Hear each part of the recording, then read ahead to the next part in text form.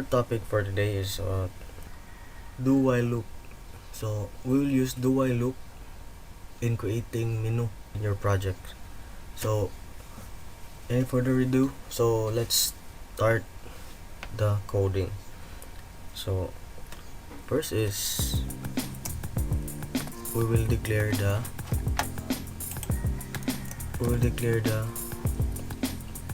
header files. Sharp include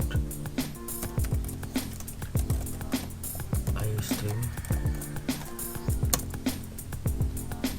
using namespace std and name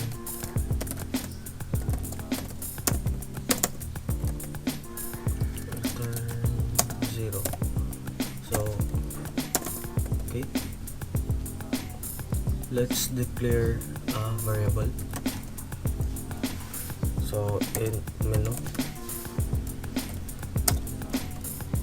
then we will put the do while loop do.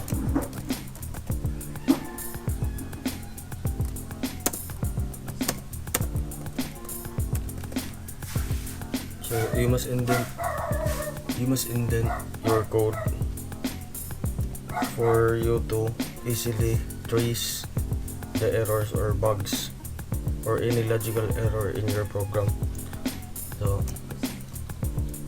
see out.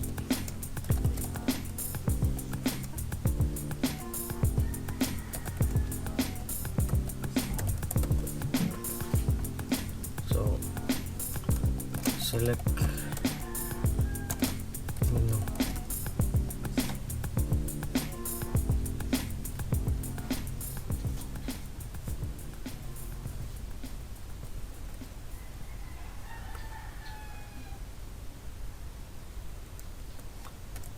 and L.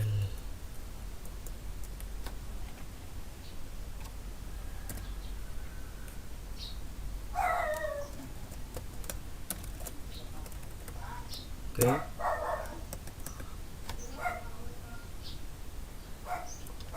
see out.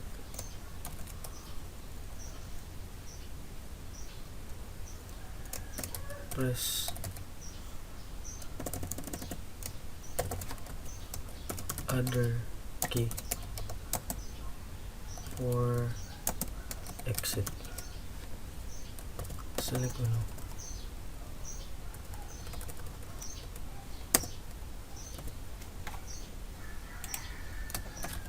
And L. Then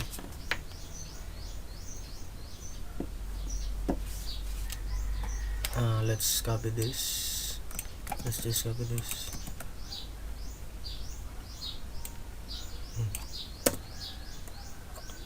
One.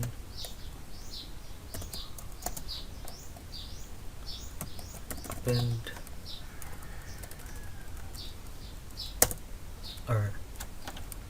or the code operation or create or insert.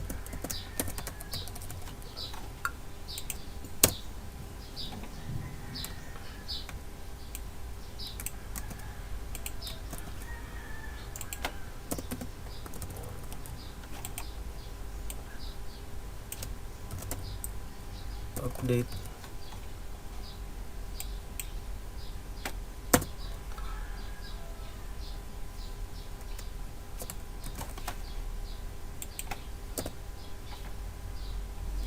Okay. Display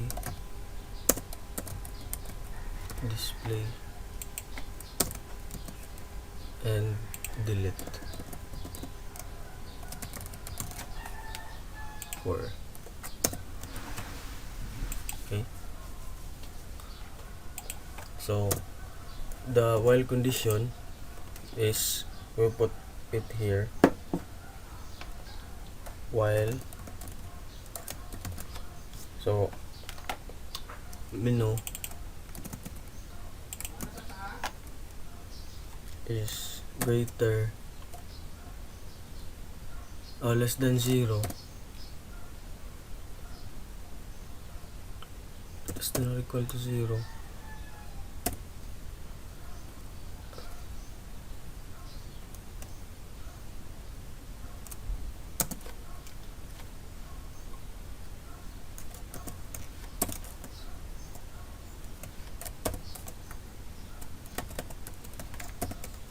And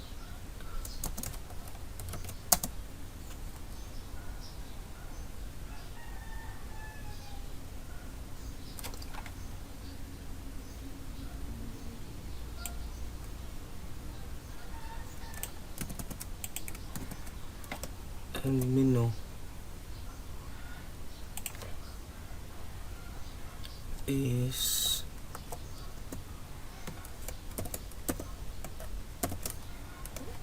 is greater than 5. Semicolon. Okay, let's start this program. Let's build and run.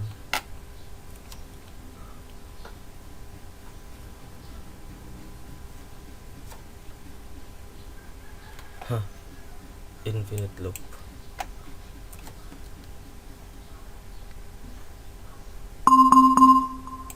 So why it outputs infinite loop?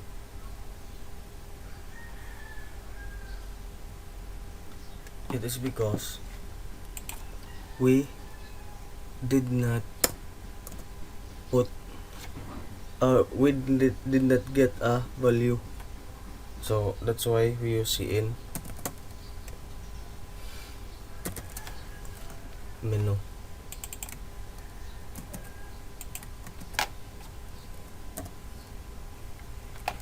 Okay, let's build and run again.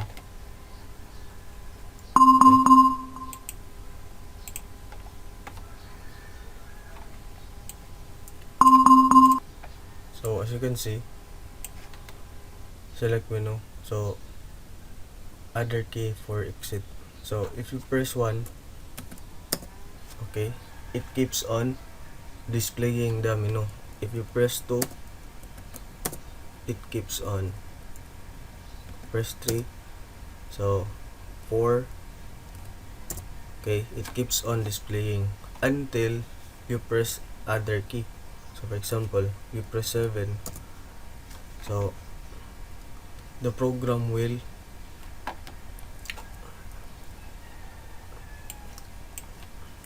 exit if you press other key.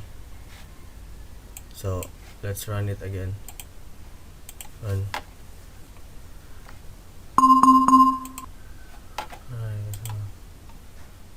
Okay.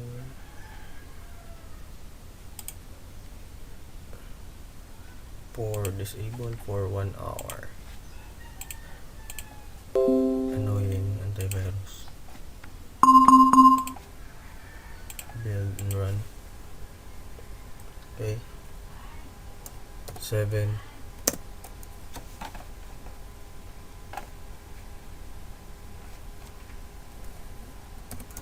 Okay, so 2. If you like this video, so please subscribe and like and hit the notification key on my channel. Thank you.